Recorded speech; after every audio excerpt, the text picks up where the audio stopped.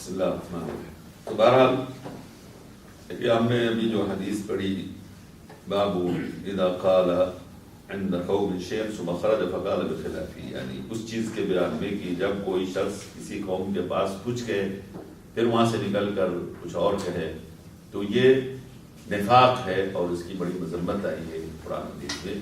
اسی کے تحت جو ہے حدیث ذکر کیا ہے عبداللہ ابن عمر کی روایت سے، جو مرفوع روایت ہے، یونسب لکل غادر لواء یوم القیامہ، یعنی ہر بدعہدی کرنے والے کے لیے قیامت کے دن علم یا جھنڈا نصب کیا جائے گا، اس کی ذلت اور رسوائی بتانے کے لیے، اس کی تشہیر کے لیے کہ یہ دنیا میں بدعہد تھا۔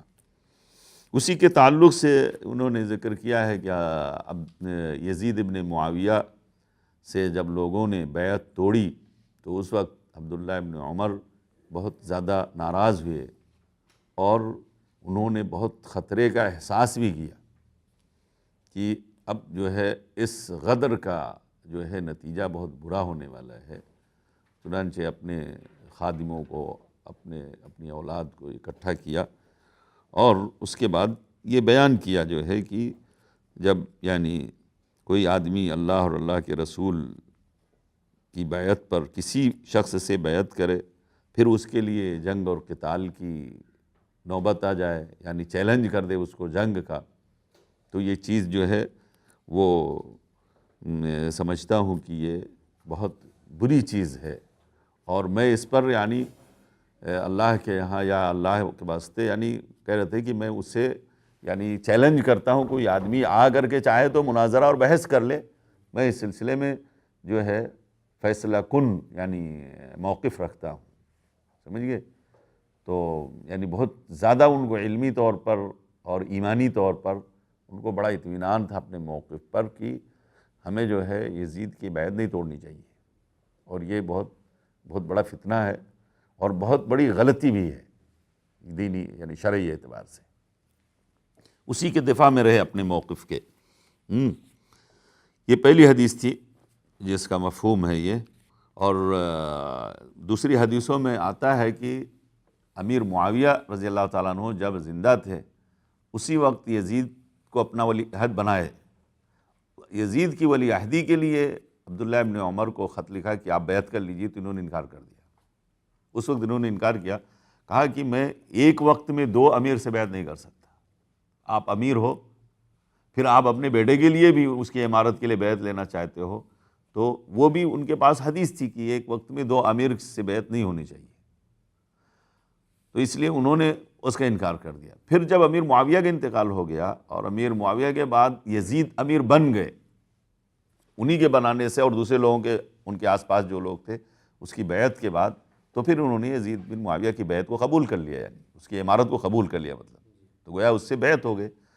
پھر جب اہل مدینہ نے یعنی بغاوت کی، جس کے بعد حرہ کا واقعہ پیش آیا تھا، ہاں اس بیعت اس کے امیر کو بھگا دیا، یعنی امیر کو بھگا دیا، تو ظاہر بغاوت اسی طرح ہوتی ہے نا، اس کی جگہ پہ دوسرے کو مقرر کر لیا اور اس کو بھگا دیا، تو پھر یزید نے کارروائی کی، فوجی کارروائی کی، اور اس میں بہت یعنی کافی یعنی جان و مال اور بہت ہی فتنہ پیدا ہوا مدینے کے لیے۔ 3 دن مدینے کو حلال کر دیا، مباح کر دیا، یعنی مار پیٹ لوٹ یعنی قتل و غارت گری ایک دم عام کر دیا، یہاں تک کہ کہا جب سب لوگ سرنڈر ہو جائیں تب اس کے بعد بند کیا۔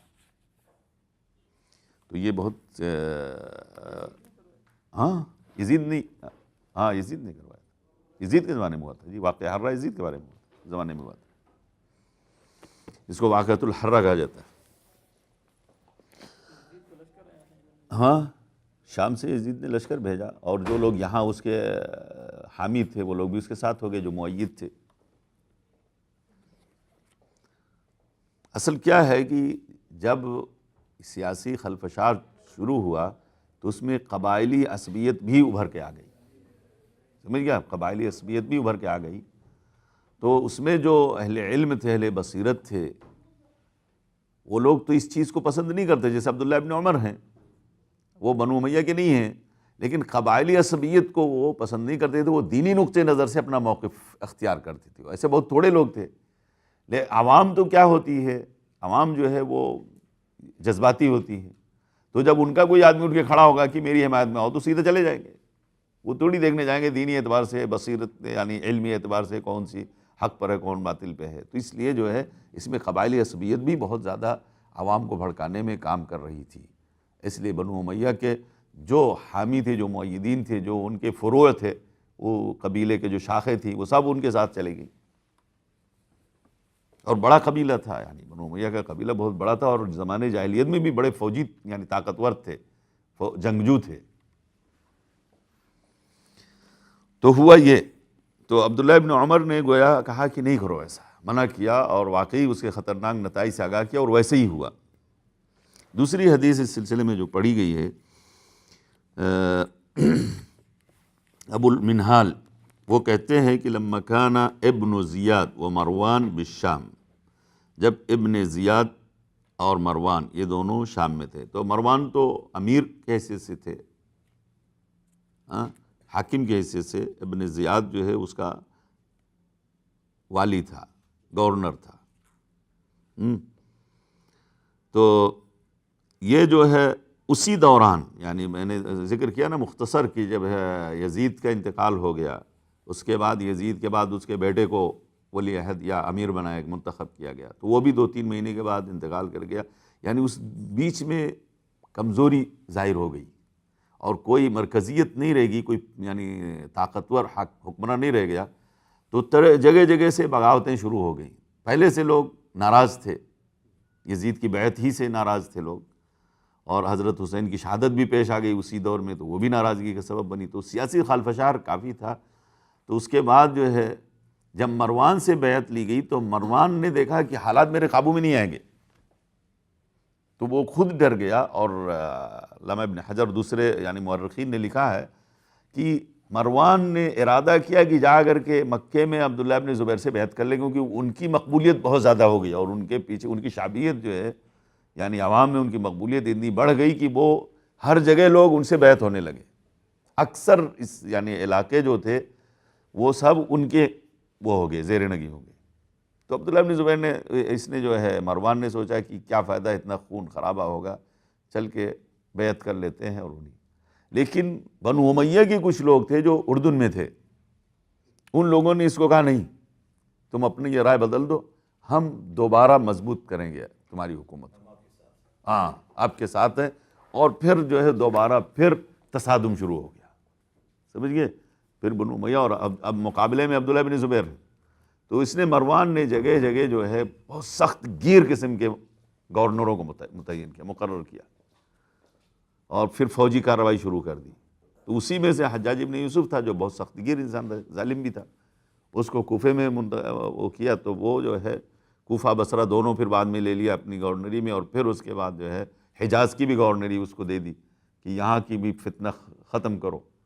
تو عبداللہ ابن زبیر سے جو ہے وہ جا کر کے فوجی کارروائی کی، اور حرم میں ان کو منجنیق لگا کر کے پتھر برسائے اور پکڑا، اور اس کے بعد سولی لگا دی۔ سب واقعہ جو ہے حجاج ابن یوسف اور مروان کے دور کا ہے۔ ہاں نہیں، کعبہ تو نہیں ڈھایا تھا، بعد میں وہ الگ سے ڈھانے کا واقعہ ہوا، کیونکہ عبداللہ ابن زبیر نے خود کعبہ کو گرا کر کے دوبارہ جو ہے وہ حتیم کا ایریا پورا شامل کر لیا تھا، تو جو ہے اس نے اس لیے ڈھا دیا کہ جو باپ دادا کی وہ تھی یعنی یادگار تھی، جو آثار تھے، وہ اس نے کیوں گرا دیا، مٹا دیا، تو انتقاماً جو پھر توڑ کر پھر اس کو بنایا، اسی پر بنو امیہ نے بنایا، شاید عبد الملک نے یہ کیا تھا۔ تو بہرحال یہ اس میں فروعات بہت ہیں۔ تو یہ ہوا یہاں پر جو حدیث میں ہے کہ کہتے ہیں کہ جب ابن زیاد اور مروان، کیوں دونوں کا ذکر کیا، کیونکہ مروان تو بحیثیت حاکم اور امیر کے تھے، ابن زیاد جو ہے یہ بحیثیت گورنر اور سخت گیر قسم کے گورنر تھے، اور یہ بہت بڑے محرک تھے اور بہت بڑے مؤید تھے، اور اس کی وجہ سے جو بنو امیہ کی ساکھ مضبوط ہوئی اس کی سخت گیری سے، اور بغاوت ہر جگہ جو ہے کچلی گئی۔ تو کہا کہ اس وقت ابن زبیر مکے میں کھڑے ہو گئے، وثبا یعنی کود کے آئے، کھڑے ہو گئے یعنی بغاوت کی، مقصد ہے بغاوت کی، مکے میں، اور قرہ بالبصرہ، قرہ سے مراد خوارج ہے یہاں پر، ان کا لقب تھا قرہ، کیونکہ وہ قرآن بہت اس سے پڑھتے تھے، تجوید سے یعنی مطلب نمازی بہت تھے، زاہد بہت تھے، عابد. و حدیث میں آیا ہے کہ یحقر احدکم صلاتہ مع صلاتہم وقراءتہ مع قراءتہم. قرآن پڑھتے تھے بڑے سوز و گداز سے، اور واقعی ان کے اوپر یعنی تعبد اور تزہد یعنی عبادت اور زہد تو غالب تھا، اس میں کوئی شک نہیں ہے. اور جو کچھ وہ کرتے تھے وہ یعنی للہ فی اللہ کرتے تھے، وہ یعنی اگرچہ یعنی علم نہیں تھا بس. اسی لیے رب مرید للخیر لم یبلغہ، جو یعنی سلف صالحین کا قول ہے، عبداللہ بن مسعود کا قول ہے کہ خیر کا ارادہ کرنے والے بہت ہیں لوگ، بہت نیک نیتی اور خلوص سے کام کرنے والے ہیں، لیکن جب یعنی اتباع کتاب و سنت میں نہ ہو تو اس کی کوئی قدر و قیمت نہیں ہوتی. اس لیے دونوں چیزیں ہونی چاہیے، یعنی اخلاص بھی ہو اور ساتھ ساتھ علم بھی ہونا چاہیے، یعنی اتباع کتاب و سنت ہونا چاہیے. تو خوارج کے اندر اخلاص تو بہت تھا، ہو سکتا ہے مطلب داعش تو مطلب یہ فکر تو ہمیشہ رہی ہے. یعنی یہ تو آج جو آپ کہہ رہے ہو نا، جس کا نام لے رہے ہو، یہ سب جو ہے اس میں اندر کچھ نہ کچھ وہ فکر اس میں ہے، کچھ نہ کچھ وہ فکر ہے. اسی فکر کا یعنی داعیہ ہوتا تھا کہ وہ بغاوت کی جاتی، مظاہرے کیے جاتے. ہاں اگر 100% نہیں تو 50%، 60% کوئی نہ کوئی فکر تو کام کرتی ہے، جو اس طرح کی تحریکیں ہوتی ہیں، جو سیاسی تحریکیں ہوتی ہیں. تو بہرحال کہتے ہیں وَوَثَبَ الْقُرَّاءُ بِالْبَصْرَةِ، اور خوارج بصرہ میں اٹھ کھڑے ہوئے.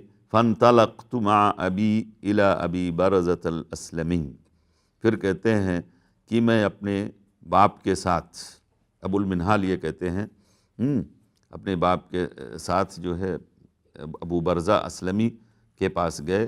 حتیٰ دخلنا علیہ فی دارہ، پھر ہم ان کے گھر میں ان کے داخل ہوئے. وہو جالس فی ظل علیۃ او علیۃ لہ من قصب، وہ بیٹھے ہوئے تھے ایک جو ہے جھوپڑا بنا کے رکھے تھے، یعنی وہ ٹٹی کا جو ہے وہ اندر مجلس کو یا بنا رکھی تھی، جیسے لوگ یعنی عرب لوگ یا بدوی لوگ بناتے ہیں. تو جو ہے اس میں اس کے نیچے سائے میں بیٹھے ہوئے تھے.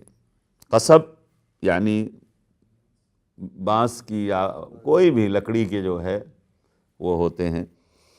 فجلسنا الیہ، پھر ان کے پاس ہم لوگ بیٹھ گئے. فانشأ ابی یستطعمہ الحدیث، پھر میرے والد صاحب ان سے گفتگو میں مشغول ہو گئے، یعنی بات ان کو کھلانے لگے. یعنی مقصد یہ استطعمہ یعنی ان سے اور کچھ معلوم کرنے لگے. یعنی استطعمہ نے طلب کیا، یعنی کہ یعنی ایسا کچھ کہتے تھے کہ جس سے ان سے کچھ اور باتیں سن لیں، کچھ اور حدیثیں سن لیں.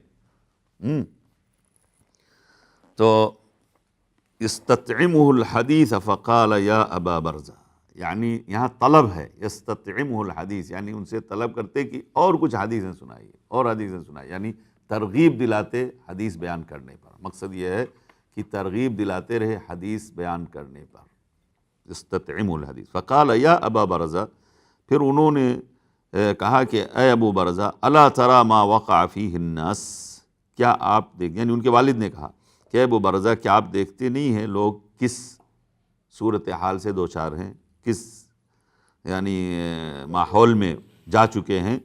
فاول شیء سمعتہ تکلم بہ، تو اب راوی کہہ رہے ہیں کہ پہلی چیز جو میں نے ان سے سنا، جس کا انہوں نے جس پر کلام کیا، وہ کہا کہ انی احتسبت عند اللہ انی اصبحت ساخطا علی احیاء قریش.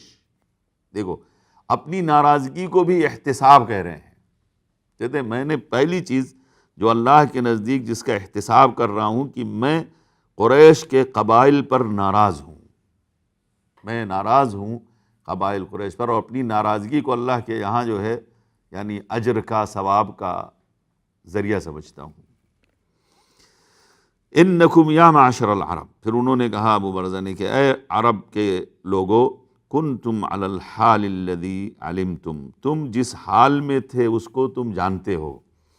وہ کیا تھی حالت؟ تم ذلیل تھے، قلیل تھے، گمراہ تھے. ذلت اور قلت اور ضلالت، تینوں صورتحال سے تم دوچار تھے، ایک وقت ایسا تھا۔ وَإِنَّ اللَّهَ أَنْقَذَكُمْ بِالْإِسْلَامِ وَمُحَمَّدٍ صلی اللہ علیہ وسلم، اور اللہ تعالیٰ نے تم کو نکالا یعنی قلت اور ذلت اور ضلالت سے اسلام کے ذریعے اور نبی کریم صلی اللہ علیہ وسلم محمد صلی اللہ علیہ وسلم کے ذریعے، حتی بلغ بکم ما ترون، یہاں تک کہ تم کو وہاں تک پہنچایا اس اسلام نے، اس دین نے جو تم دیکھ رہے ہو، یعنی ساری دنیا تمہارے سرنگوں ہو چکی ہے، اتنی بڑی جو ہے اتنا بڑا رقبہ۔ ہذہ الدنیا التی افسدت بینکم، اب دیکھو یہی دنیا ہے جس نے تمہارے درمیان فساد پھیلا دیا ہے، فساد برپا پیدا کر دیا ہے۔ ان ذاک الذی بالشام، کہا یہ وہی چیز ہے جو شام میں ہے، شام میں جو لوگ ہیں یہی چیز ہے جو شام میں بھی ہے، یعنی یہی دنیا ہے جو ان کو بھی فساد میں ڈالے ہوئے ہے۔ واللہ ان یقاتل الا علی الدنیا، تو اہل شام بھی قسم کھا کے کہا اللہ کی قسم یہ لوگ بھی دنیا کی خاطر قتال کر رہے ہیں۔ وَإِنَّ هَؤُلَاءِ الَّذِينَ بَيْنَ أَظْهُرِكُمْ، اور یہ جو تمہارے درمیان ہیں یہ لوگ بھی دنیا کے لیے قتال کر رہے ہیں۔ وَاللَّهِ يُقَاتِلُونَ إِلَّا عَلَى الدُّنْيَا وَإِنَّ ذَاكَ الَّذِي بِمَكَّةَ، یہ ابو برزہ یہ کہاں تھے؟ بصرہ میں تھے، کوفہ بصرہ کے یعنی اس علاقے عراق کے علاقے میں تھے۔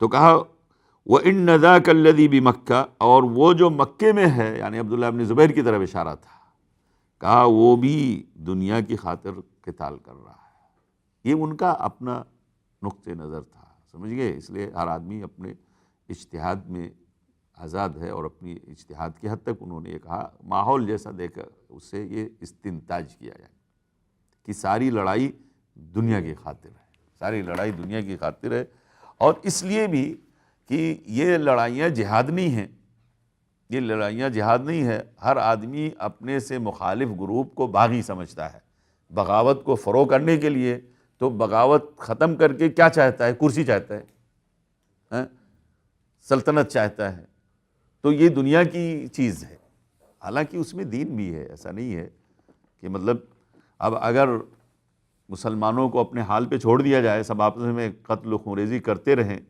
تو پھر دین کا کام بھی ٹھپ ہو جائے گا۔ اسی لیے جو ہے سلف صالحین نے کہا کہ یعنی اگر مسلمانوں کے درمیان سیاسی خلفشار ہو جائے تو اس میں پتہ کرنا پڑے گا، اور پتہ کرنا ضروری ہے کہ کون باغی ہے اور کون باغی نہیں ہے۔ تو باغی کی بغاوت کو ختم کرنے کے لیے ضروری ہے، واجب ہے کہ اس کے لیے فوجی اقدام کیا جائے، کیونکہ قرآن میں خود کہا وَإِن طَائِفَتَانِ مِنَ الْمُؤْمِنِينَ اقْتَتَلُوا فَأَصْلِحُوا بَيْنَهُمْ فَإِن بَغَتْ إِحْدَاهُمَا عَلَى الْأُخْرَى فَقَاتِلُوا الَّتِي تَبْغِي، یعنی یہ حکم ہے کہ تم قتال کرو باغی جماعت کے ساتھ یا اس کے خلاف۔ تو یہ حکم ہے اسی لیے تاکہ سیاسی جو ہے خلفشار وہ بڑھنے نہ پائے، کیونکہ اس کی وجہ سے پھر دین کا سارا کام رک جائے گا۔ اور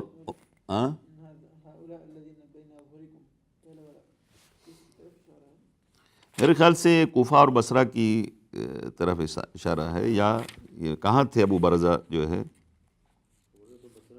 بصرہ میں تھے نا، تو بصرے کی طرف اشارہ وہاں پر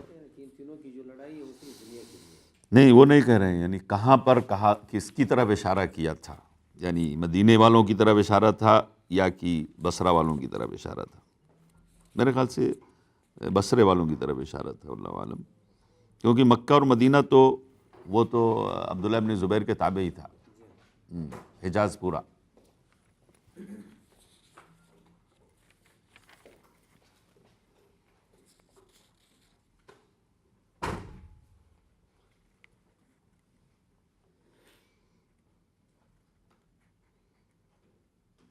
جی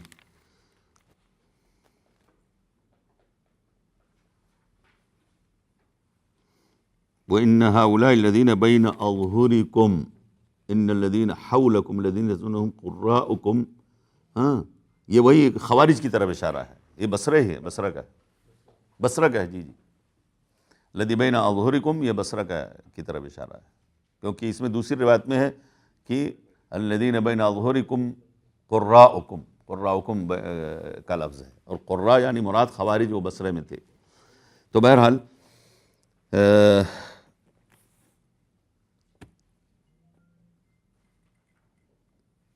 یہ بھی ایک موقف تھا، اور یعنی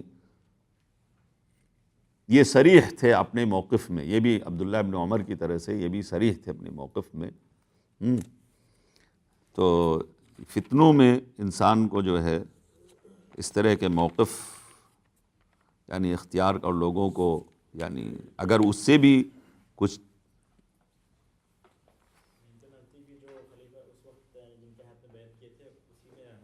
جی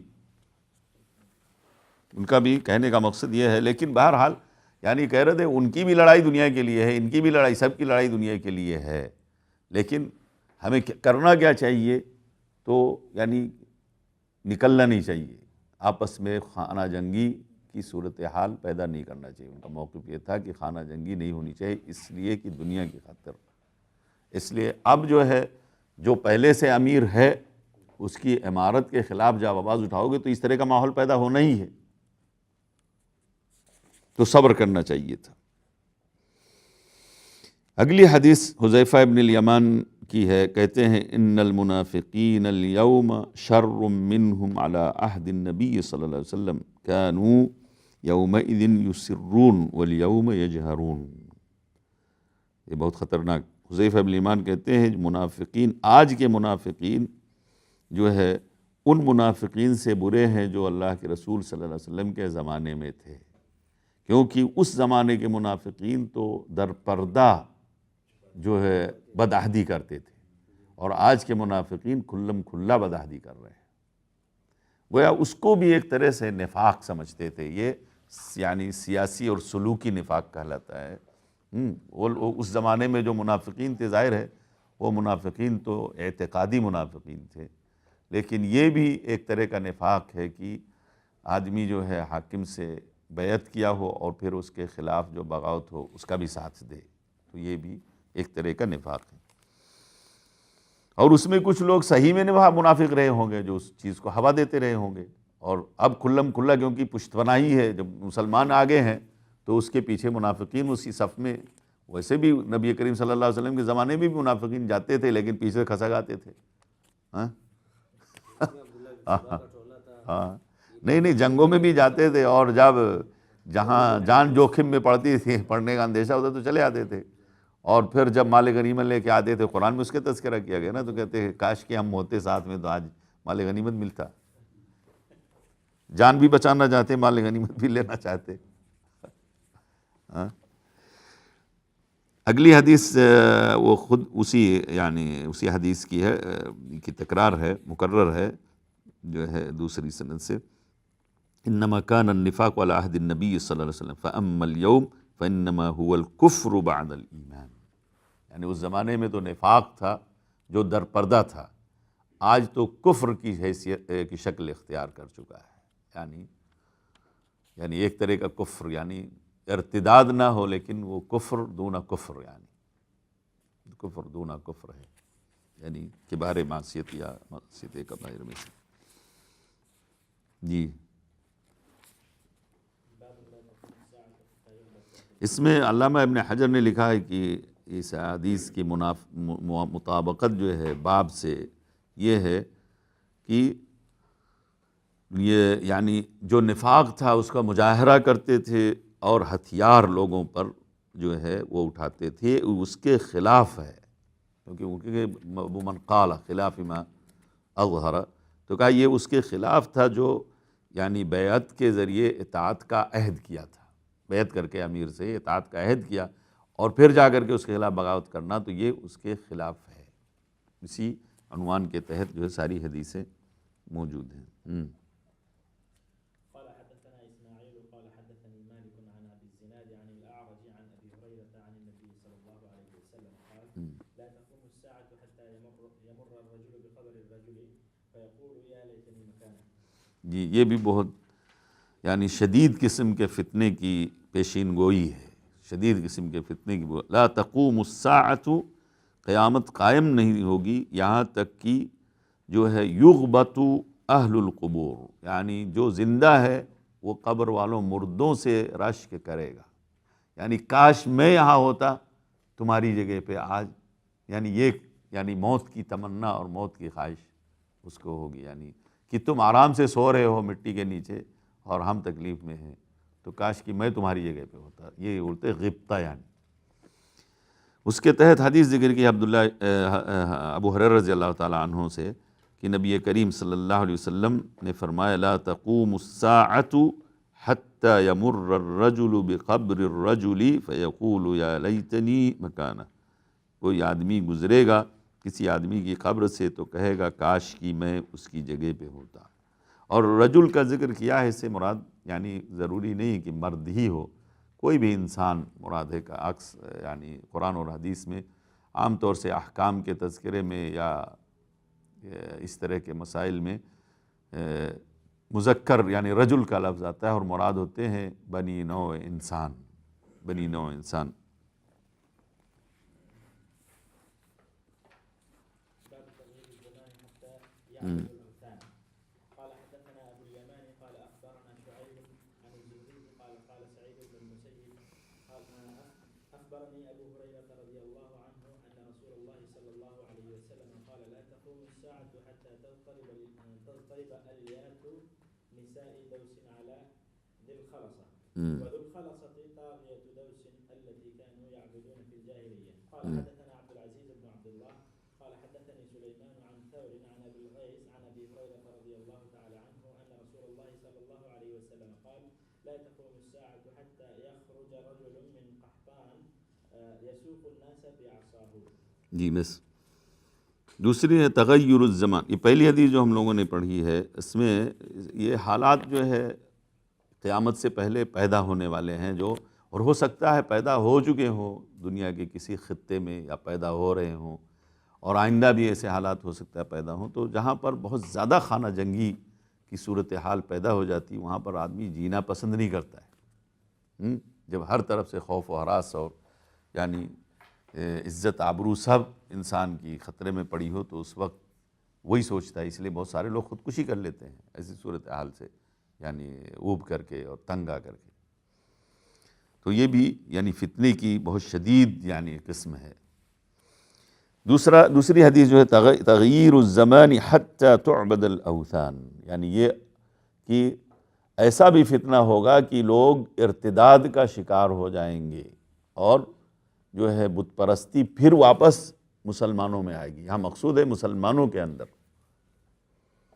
تو اس سلسلے میں جو ابو ہریرہ رضی اللہ تعالیٰ عنہ کی روایت ہے کہ اللہ کے رسول صلی اللہ علیہ وسلم نے فرمایا لا تقوم الساعة حتى تضطرب الیات نساء دوس على ذی الخلصہ، یعنی قیامت قائم نہیں ہوگی یہاں تک کہ بنی دوس کے عورتوں کے جو ہے وہ چٹھے یا الیات، الیتن کی جمع ہے، الیا کہتے ہیں عجز، اعجاز، تو مقصود ہے کہ چلیں گی، جب کوئی عورت چلتی ہے تو دوڑ کے چلے گی، تیزی سے چلے گی، تو پیچھے سے اس کے جو ہے جو اعضاء ہیں وہ حرکت میں آ جاتے ہیں، یعنی اس کے اعجاز جو ہے۔ تو کہا یہاں مقصد ہے کہ عورتیں دوڑ کے جائیں گی بت پرستی کی طرف، یعنی وہ جو ذی الخلصہ نام کا یہ بت تھا بہت بڑا بنی دوس قبیلے کا، تو اس کے چڑھاوے کے لیے جاتی تھیں عورتیں دوڑ کر کے جا کر کے، تو کہا پھر وہ بت پرستی اس قوم میں پھر آ جائے گی، ایک وقت ایسا آئے گا۔ وہ ذو الخلصہ طاغیۃ دوس، دوس کا طاغوت تھا، طاغیہ یعنی یہاں مراد طاغوت یعنی صنم تھا، کانوا یعبدون فی الجاہلیت، جس کی زمانے جاہلیت میں عبادت کیا کرتے تھے، گویا پھر وہ دور واپس آ جائے گا جو زمانے جاہلیت میں تھا بت پرستی کا۔ اللہ المستعان۔ دوسری حدیث ابو ہریرہ رضی اللہ تعالیٰ عنہ سے ہے کہ ہاں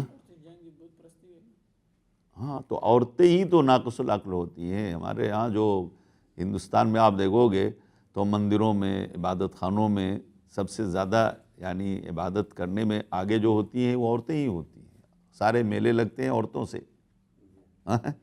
تو یہ جو زمانے جاہلیت میں بت پرستی تھی، ہر بتوں بڑے بڑے بتوں کے پاس میلے بھی لگتے تھے، سب جتنے ہیں، اور آج بھی جہاں بت پرستی کا رواج ہے تو ان کے بڑے بڑے جو بت ہیں اس کے آس پاس میلے لگتے ہیں، بڑے بڑے میلے لگتے ہیں، سال میں ایک دو ایک ایسا جو ہے۔ ہاں تو اسی سے لیا ہے نا، تو وہ تو ظاہر ہے ہمارے ہاں جو قبر پرستی، قبر پہ عرس کہاں سے آیا ہے؟ وہ انہی سے لیا گیا ہے۔ ان کے جو ہے بتوں پر جب میلے لگتے تھے تو کہا ہمارے پاس بھی میلہ لگنا چاہیے، وہ دنیا کا جو ہے مفاد وابستہ ہے اس سے۔ ہاں ہاں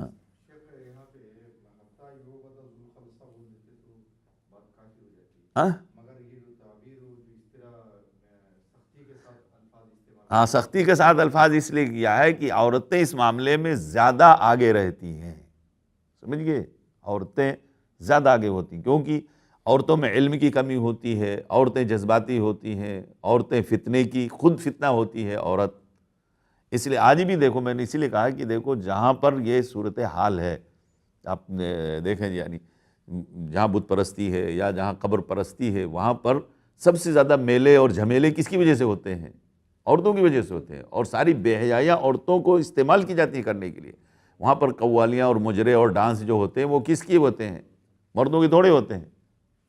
چند دن پہلے ٹی وی میں رپورٹ آیا تھا، وہ ہندو ایک مندر کے اندر جو ہے وہ ادھر سے نادار جو عورتیں آ کے وہاں قریب رہتی ہیں، ان لوگوں کو پیسے دے کے کہ آج تم ڈانس کرو، آج تم ڈھول بجاؤ، آج تم گانا گاؤ، وہ مندر والے ان کو پیسے دیتے، وہ کام کرا لیتے ہیں، اور کام ہونے کے بعد مندر والے پیسے نہیں دیتے۔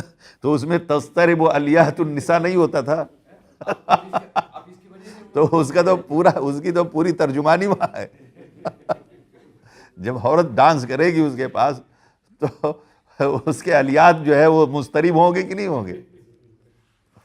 تو اسی کی طرف اشارہ ہے، یعنی بہت سارے فتنے ہیں اس کی وجہ سے، اس لیے عورت کا خصوصیت سے ذکر کیا۔ مرد بھی جاتے تھے، سمجھ گئے، لیکن عورتیں فتنہ ہوتی ہیں، یعنی وہ شرک کے ساتھ اور بھی فتنے جو ہوتے ہیں میلے ٹھیلے لگانے کے، وہ اس میں عورتوں کا بڑا کردار ہوتا ہے۔ جی سب جگہ وہی، جی جی، وہ اللہ کے رسول صلی اللہ علیہ وسلم نے آخر فرمایا کہ ما ترکت بعدی فتنة علی امتی او علی ذکور امتی، بعد روایتوں علی الرجال ہے، اضر علی الرجال من النساء، اضر علی الرجال من النساء، یعنی میں نے اپنی امت پر اس سے زیادہ نقصان دہ اور ضرر رساں فتنہ نہیں چھوڑا جو فتنہ عورت کا مرد کے اوپر ہے۔ تو وہ ہے، اسی لیے خاص طور سے ذکر کیا گیا۔ اور ہمارے ہاں کچھ ایسے تہوار ہوتے ہیں ہندوؤں کے، ہم لوگ تو جانتے ہیں نا کہ جو کوئی آتے ہیں تہوار، یعنی سال میں ان کے کئی ایک تہوار آتے ہیں، تو خالی عورتیں جاتی ہیں مندر، خالی عورتیں جاتی ہیں، پانی لے کے جائیں گی چڑھانے کے لیے، کھانا لے کے جائیں گی چڑھانے کے لیے، اور دوسری چیزیں لے کے جائیں گی۔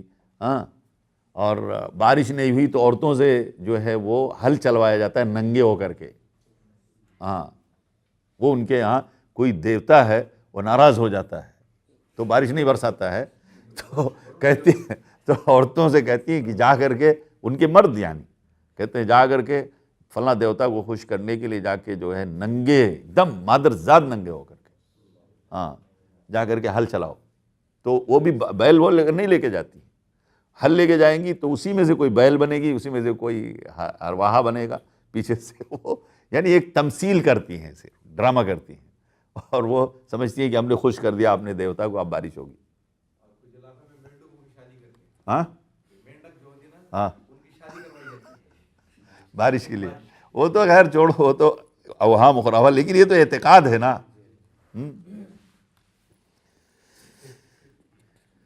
یہ عورت کے تعلق سے، یعنی عورت کو کہاں کہاں استعمال کیا جاتا ہے بدعقیدگی پھیلانے میں، وہ تو الحاد اور وہ پھیلانے کے، لیکن بدعقیدگی میں بھی عورت کو استعمال کیا جاتا ہے، یہ غیر۔ اعلانات کے اندر یہ سب آ رہے ہیں، یہ مارکسسٹوں نے، کارل مارکس کے نظریے والے نے شروع کیا تھا، چھوٹے چھوٹے اعلان میں بھی عورت کو رکھا ہے۔ اب ماچس کی ہے تو بھی ہے، وہ سگریٹ پی رہا ہے تو تب بھی عورت ایڈورٹائز ہے، وہ داڑھی صاف کر رہا ہے تو بھی عورت وہاں پہ موجود ہے،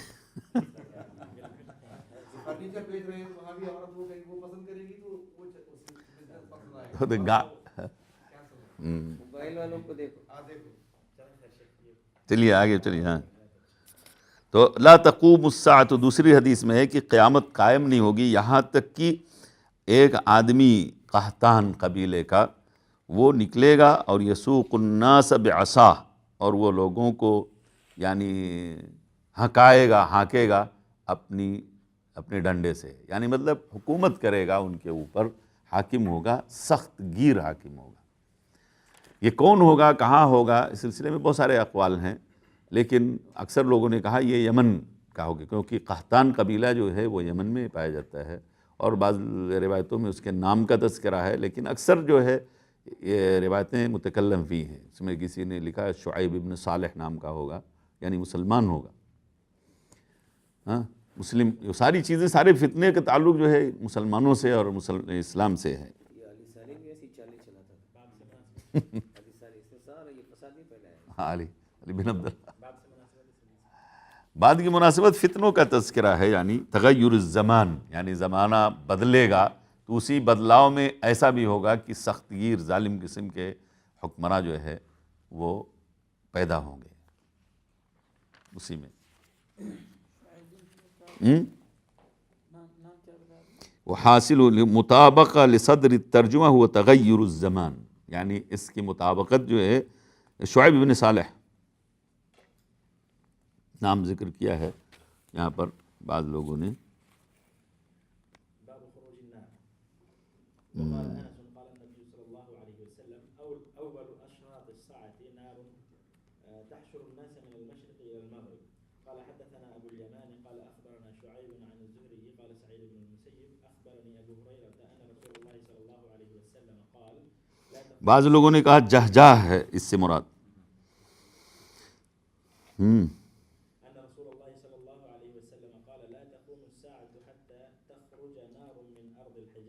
تضيء عناق الإبل ببصرى. قال حدثنا عبد الله بن سعيد الكندي قال حدثنا عقبة بن خالد قال حدثنا عبيد الله عن خبيب بن عبد الرحمن عن جده حفص بن عاصم عن أبي هريرة رضي الله عنه قال قال رسول الله صلى الله عليه وسلم يوشك الفرات أن يحسر عن كنز من ذهب فمن حضره فلا يأخذ منه شيئا. قال عقبة وحدثنا عبيد الله قال حدثنا أبو الزناد عن الأعرج عن أبي هريرة عن النبي صلى الله عليه وسلم مثله إلا أنه قال يحسر عن جبل من ذهب. پہلی حدیث جو اس باب کے تحت ہے اور عنوان جو ہے باب خروج النار، یعنی آگ کا نکلنا، یعنی یہ بھی علامات قیامت میں سے ہے یا فتنوں کے، وہ فتنے جو کہ قیامت سے پہلے ظاہر ہوں گے انہی میں سے یہ بھی ہے. تو خروج النار، آگ کا نکلنا، اس سلسلے میں پہلی جو ہے وقال انس قال نبی حدیث معلق ذکر کیا کہ اول اشراط الساعة نار تحشر الناس من المشرق الى المغرب. تو پہلے جو ہے قیامت کے نشانیوں میں سے، یعنی مراد اول سے مراد ہے یعنی علامات قیامت کبریٰ، یعنی بڑی نشانیوں میں سے، ورنہ تو پہلے یہ نشانی نہیں ہے، پہلے بہت ساری نشانیاں ظاہر ہو چکی ہیں، اور نبی کریم صلی اللہ علیہ وسلم کی بعثت خود قیامت کی نشانی ہے. تو لیکن اس سے مراد ہے یعنی اشراط الساعۃ الکبریٰ. تو اس میں پہلی نشانی جو ہے اشراط ساعات میں ہے آگ کا نکلنا یا ظاہر ہونا، جو لوگوں کو ہانکے گی، جمع کرے گی، کہاں؟ مشرق سے لے کر مغرب کی طرف، یعنی ہانک کر لے جائے گی. اور اس کی تفصیل جو ہے دوسری حدیثوں میں آئی ہے کہ لوگ جو ہے اس کے جہاں رات گزاریں گے وہاں آگ بھی ٹھہر جائے گی، رات گزارے گی. پھر قیلولہ کریں گے تو وہ بھی ٹھہر کر قیلولہ کرے گی. جیسے معلوم ہوتا ہے کہ وہی ہانک رہی ہے، یعنی وہ ان کی چرواہا ہے. تو پھر جب لوگ قیلولہ کر چکے ہوں گے، جب رات گزار چکے ہیں، صبح ہوگی تو پھر آگ ایسے بڑھے گی ان کی طرف، اس آگ کے ڈر سے وہ بھاگیں گے، آگے بھاگے جائیں گے، آگے بھاگتے جائیں، پیچھے سے کھدیڑتی رہے گی. تو اس طرح چلتے چلتے سارے مشرق کے لوگوں کو کھینچ کے مغرب میں یعنی ملک شام میں لے جائے گی، جہاں جو ہے وہ ارض المحشر اس کو کہا گیا ہے. پھر وہاں لے کے جائے گی، پھر وہاں قیامت قائم ہوگی. تو یہ جو علامت ہے اس آگ کے نکلنے کا، یہ ابھی آگ نہیں نکلی ہے، یہ آگ نہیں نکلی، یہ بالکل قریب میں جب یعنی دنیا کی ساری آبادی سمٹ کر کے وہاں ہو جائے گی، شام کے علاقوں میں، ساری آبادیاں، دنیا کی ساری آبادیاں ختم ہو جائیں گی، وہاں سمٹ جائے گی آبادی، انسانی آبادی. تو ابھی تو ساری دنیا میں لوگ ہیں، سب کو ہانک کے لے آئے گی. سمجھ گئے آپ؟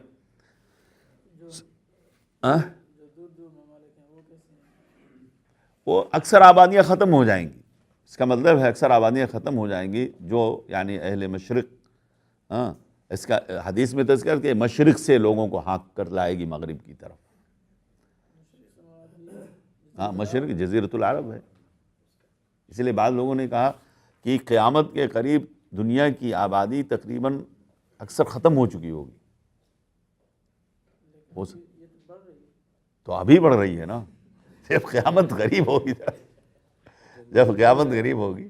اب بڑھ رہی ہے، گھٹ بھی رہی ہے. آپ کو نہیں معلوم یورپ میں آبادی کا تناسب کتنا گھٹ گیا ہے؟ یعنی کئی فیملیوں میں ایک بھی پیدائش نہیں ہے، کوئی پیدا ہی نہیں ہوتا ہے، سب بانجھ ہو گئے. کیونکہ ہاں پیسہ دیتے، ترغیب دی جاتی ہے. تو یورپ وغیرہ میں تو آبادی کا تناسب بہت زیادہ گھٹ گیا، اس لیے باہر سے لوگوں کو بلا کے ان کو جو ہے وہ نیشنلٹی دی جا رہی ہے نا.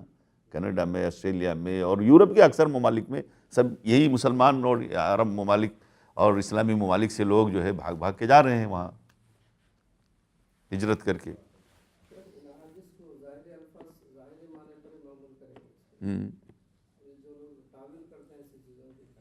نہیں، تعویل کی کوئی ضرورت نہیں ہے. یہ ساری حدیثیں جو ذکر کی گئی ہیں یہ سب ویسے ہی واقع ہوں گی جیسے ذکر کی گئی. ہاں سب کا. ایک منٹ اس کو پوری کر لیتے ہیں. پھر کہا کہ دوسری حدیث میں جو ہے حضرت ابو ہریرہ رضی اللہ تعالیٰ عنہ کی روایت سے کہ اللہ کے رسول صلی اللہ علیہ وسلم نے فرمایا لا تقوم الساعة حتى تخرج نار من ارض الحجاز تضیء اعناق الابل ببصرى. قیامت قائم نہیں ہوگی، اللہ کے رسول صلی اللہ علیہ وسلم کا ارشاد ہے کہ قیامت قائم نہیں ہوگی یہاں تک کہ ایک آگ نکلے گی ارض حجاز سے، یعنی حجاز کے علاقے سے، جو آگ کی روشن کر دے گی بصرہ مقام پر اونٹ کی گردن کو. بصرہ کہاں ہے؟ یہ شام کا علاقہ ہے، حوران. تو یہ شام کے علاقہ یعنی مدینے کے آس پاس یہ جو ہے آگ نکلے گی، اور وہاں سے اتنی اونچی آگ وہ ہوگی اور اتنی بھیانک ہوگی کہ وہ شام میں رہنے والے لوگ اس آگ کو دیکھیں گے اور اس آگ کی روشنی سے یعنی ان کے اونٹ کے گردن واضح ہو جائیں گے. اب آپ تصور کر لو کتنی بڑی ہے. اب آپ جو ہے وہی تعویل والے میں سے یہ آگ نکل چکی ہے 654 7ویں ہجری میں یہ آگ ظاہر ہو چکی ہے. اس کا ذکر کیا ہے علماء کرام نے کہ یہ یعنی ایک طرح سے آتش فشاں جس کو ہم بولتے ہیں یا برکان بولتے ہیں، برکان کی کیفیت تھی. اور مدینے کے آس پاس پہاڑی علاقے، اب بھی ایسے پہاڑ ہیں مدینے کے آس پاس. ہم لوگ ادھر جب رہتے تھے تو ادھر سے گزرے، جب آپ بدر جاتے تو راستے ملتے تو جو ہے وہ پہاڑ بالکل جل کے ایسے راکھ بن گیا ہے، راکھ کی شکل میں ایسے ایک دم جل کے ایسے یعنی ایسے بس ڈھیر ہے راکھ کا، سمجھ لیں کوئلہ کی شکل اختیار کر گیا ہے. وہ ایسے ہی بنا. وہ کہتے ہیں یہی جلا تھا، اور یہ جلا جب تو بہت اونچی اس کی جو ہے شعلے بہت اونچائی تک پہنچے. یہاں تک کہ بعض علماء نے لکھا کہ وہ لوگ اس زمانے میں حج اور عمرے کے اوپر گئے، سفر پہ گئے تھے حجاز میں، تو وہاں بیٹھ کر اس کی روشنی میں لکھتے تھے، رات کو کتابیں اپنی لکھتے تھے. چراغ کی ضرورت نہیں ہے، پورا مدینہ پورا علاقہ جو ہے وہ روشن تھا، جہاں بھی چاہے بیٹھ کر لکھتے تھے، پڑھتے تھے. ہاں اتنی وہ کے راستے میں بھی ایسے آثار ملتے ہیں. ہاں جیسے کسی نے کہا ہے کہ تجریہ بما لا تشتهي السفن، ہاں موضوع بھی بہت ہی شیق ہے اور سبحان اللہ اور بھی شیق ہوگا، اور چاہت بھی شباب میں ماشاءاللہ زیادہ ہے، لیکن کیا کریں گے شیخ کے ٹائم نہیں ہے. ثواب درس کو ہم نے کہا کہ ایک مختصر سے انتظام کریں گے کیونکہ مشائخ سارے ائمہ اور مؤذنین ہیں، پھر ان لوگوں کو اذان وغیرہ کے لیے بھی جانا ہے. شیخ اللہ تبارک و تعالیٰ آپ کو اجر دے. اگر آپ اجازت نہیں ہے تو سب کچھ چھوٹی تیاریاں جو ہمارے گھر سے شروع کریں گے. ٹھیک ہے، تو ابھی کیا کریں جب آپ لوگ قطعت جہیزت قول کل خطیب. بہرحال ختام یعنی خاتمے اس یعنی اللہ تبارک و تعالیٰ کا بہت بڑا شکر ہے کہ اس موقع پر بہرحال یہ پروگرام جو چلا اور جن لوگوں نے اس پروگرام کو ترتیب دیا، جنہوں نے دلچسپی لی، یقیناً یعنی اللہ تعالیٰ کی توفیق سے یعنی بہت اچھا اور مفید پروگرام رہا ہے۔ اللہ تعالیٰ سب کی خدمات کو قبول فرمائے۔ اور اس پروگرام کے لیے جو انتخاب تھا یعنی کتاب الفتن، وہ بھی صحیح بخاری شریف جو اصح الکتب بعد کتاب اللہ ہے۔ ہم نے بخاری شریف کے تعلق سے کچھ باتیں نہیں کی تھیں، اس لیے بھی کہ اگر اس پر بھی باتیں کرتے تو کئی لیکچر اسی پہ چلے جاتے۔